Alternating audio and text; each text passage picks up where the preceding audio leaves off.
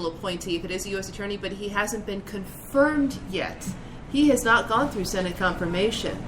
So that's why when you said Channing, I was like, could get interesting. Now, this is a reasonable question, though. How often does a U.S. attorney go against the recommendation of the FBI? That's a question I don't know the answer to. Nor do I, and I think it's probably rare. I was just more curious about the timing. Do they announce tomorrow? Do they announce in a week? Do they announce in a month? They won't announce until they have. I'm guessing that they'll want to have some time to process everything in this investigation, and then down the road they'll say something. It'll be another news opportunity that the Justice Department prosecutors have decided to follow the FBI recommendation. But here's the problem for Camp Hillary. Under my timeline, which I think is pretty accurate, just from my experiences, I will tell you, even if this goes 60 days. We're going into now July. So now we go, let's say they get the case delivered, open a business tomorrow. So 6 July to 6 August to 6 September for them to even get ready a case for possible decision. If we get into August, we're already past the Democratic convention. We're already past going into the general election. This could be a problem for Camp Hillary if the Justice Department, Bob Hines, comes back and says, you know what? We've looked at the case. We've taken the recommendation of the FBI. We're not going to prosecute the case. And now becomes a trust factor again in a time when the American electorate sometimes has a short memory on some stuff. That's a lot of time getting close to November that could be damaging to Camp Hillary and good for Donald Trump. You agree with that, Bob? Yes, I do, but let's just see how plays out, how serious the situation is. We don't know that yet. Go ahead, Admiral Ken. So I guess the one thing that we haven't talked about are the investigators themselves. So I have to believe that some of those investigators probably would have a problem. There would be a dissenting opinion, and I'm wondering if we're going to hear from any of those. The rumor I heard or have access to is that a couple of those guys are relatively senior and getting ready to retire, which would allow them, to speak their mind rather openly when the opportunity presents themselves, and what they would say, and how that would land in the midst of this highly charged political season. That would be interesting. Dan Lemner, from a political communication standpoint, that doesn't help the Democrats at all right now. Which part? The part of you've gotten a U.S. attorney that's going to probably in the next 60 days at minimum issue another statement saying, we're not going to do it. Now, this is getting lost in the weeds now. Comey is the 800-pound gorilla, and a U.S. attorney that nobody has ever heard of is the next statement is going to be a written statement saying we're not going to do anything. There's nothing else to follow up. Yeah, it's not only we're not going to do anything. We are going to accept the recommendation of the FBI and its year-long investigation, and they may or may not repeat the content. Right. It could be a one sentence, but and it could be soon, because if you're pretty sure that's the way you're going to go, and you have a sense of not, if you will, wanting to make a big difference in the campaign, then you could arguably you have a duty to decide quickly, and if that's how you decide it, say so. If you are going to go another way, be sure you know what you're doing. I mean, there's another side of this as well. I mean, U.S. attorneys have careers of their own to keep in mind, and the Ken Starr investigation, as long and lengthy and a giant mess as that was, tarred all the people that were involved with it on the investigation side of it. Where do you get that? Ken Starr was not in as high regard once he was done with it as he was going into it. I would disagree. Ken Starr didn't get in trouble until he went down to Baylor University, dude. Yeah, I would disagree. I would say a lot of people. He was going to be chancellor at Pepperdine, which is a little bit better than Baylor. Well, whoa. Hold on here. No, but here's the other thing, though. No, he wanted out of it. I mean, here's the other thing is I actually he didn't like it as he didn't like the fact that his investigation turned into political football. It was. Well, you look at people that were directly involved in that investigation. You had Julie Myers, who ended up becoming a commissioner over at Immigration and Customs Enforcement. She wasn't tarred with it. You look at people like our friend Elliot Burke, who's a very prominent political attorney here in D.C., ended up becoming the general counsel to the majority leader under Tom DeLay. He wasn't tarred with his part in the investigation. There are several people that I know intimately that are not tarred because they were part of the Ken Starr investigation. Now, what I will say is that you have to be very, very cautious, and that there is some aura around it, but I don't think it's the tar and feathering that you're making it out to be. The question is, which aura do you want? Do you want partisan hat aura, or do you want actual substance behind it? And the Comey has done his job and has done his job consistently through his political past to be held in high regard by both parties, which is a rare thing in this city. Oh, fair enough. So the question is, and U.S. attorneys tend to want to stay down that road. Denise Krepp.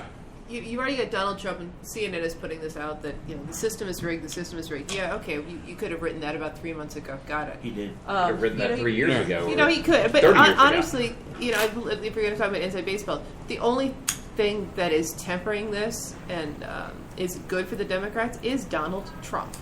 Yeah, we're going to talk about him. In any other political year, both sides would have We're been dead going by to now. talk about him. But here's the other thing, Ken. The one aspect that I want to touch on with you is, as a former deputy CIO for the United States Navy, you were intimately involved in the security and the information security and the procedures, policies, and laws regulating how information is handled electronically. Your concern is that although, in fact, there was no criminal intent, this was or was not arguably a violation of the National Security Act that would at least bring administrative punishment against somebody in career positions. Why not does Hillary Clinton not get censured for her actions as Secretary of State? I think that the reason that she does not get censured for it are pretty plain. That this is she is the prospective nominee of the Democratic Party for President of the United States. I think that's the main reason why she's not going to get censured. But I will say this, and I think that the point I was trying to make when I brought this issue up in the last segment. Not so much that I think that Secretary Clinton would be denied a security clearance if she becomes President of the United States.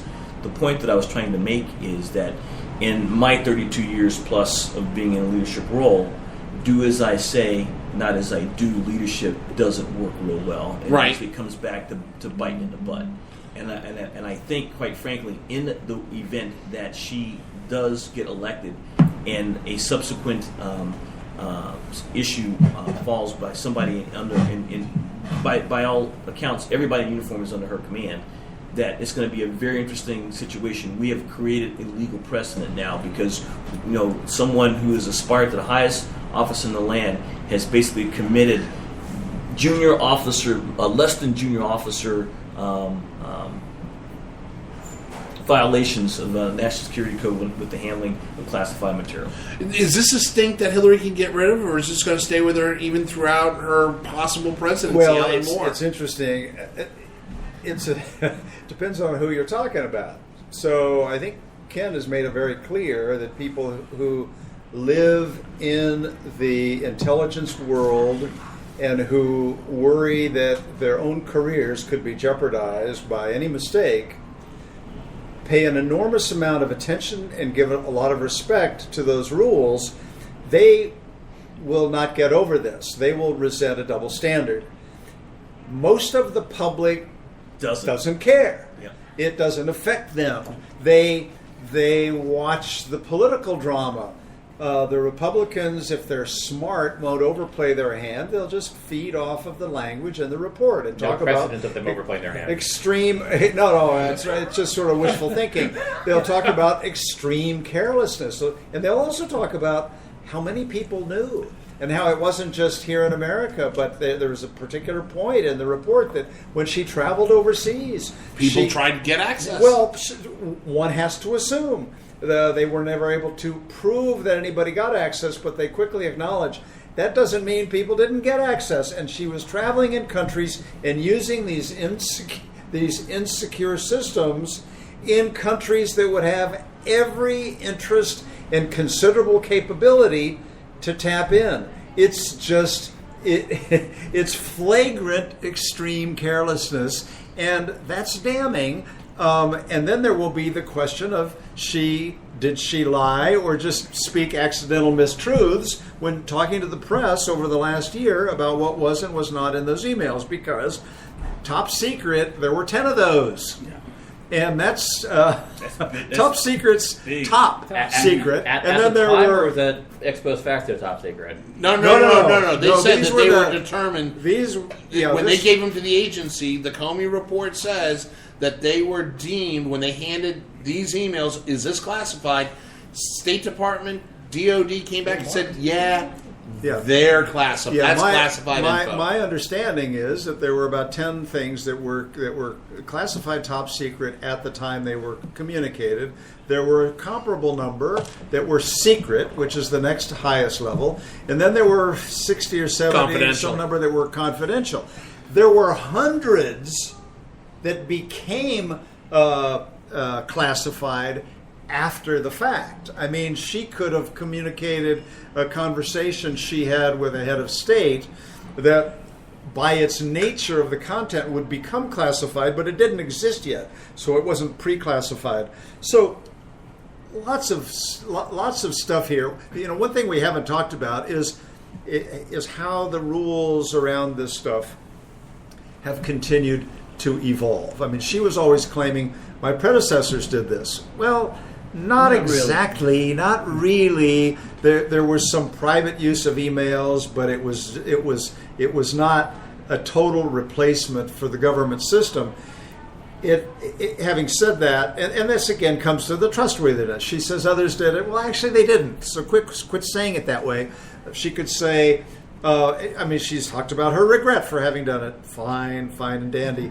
But then there's the emails she destroyed. There was the effort that she said were all personal. Well, they weren't all personal. There was the statement that nothing was classified. They weren't.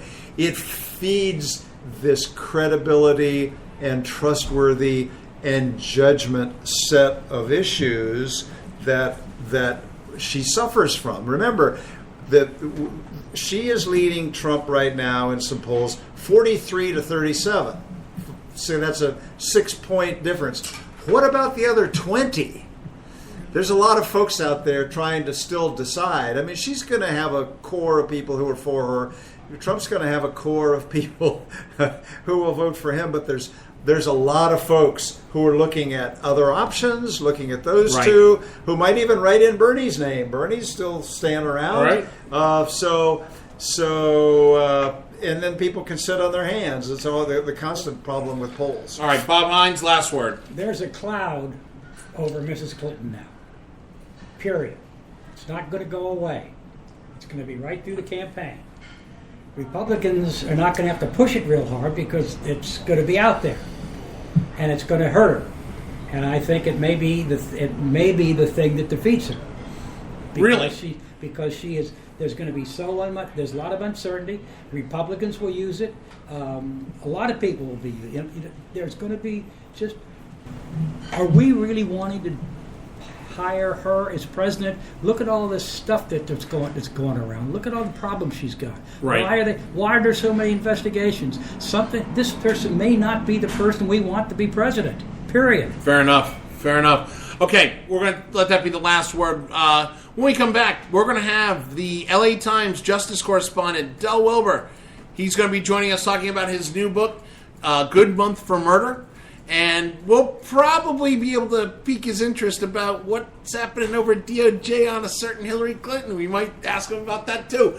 But that's when we come back. This is Backroom Politics Live from Shelley's Back Room, 1331 F Street in the heart of our nation's capital, Washington, D.C. We'll be back in 3 minutes. Stay with us. Okay.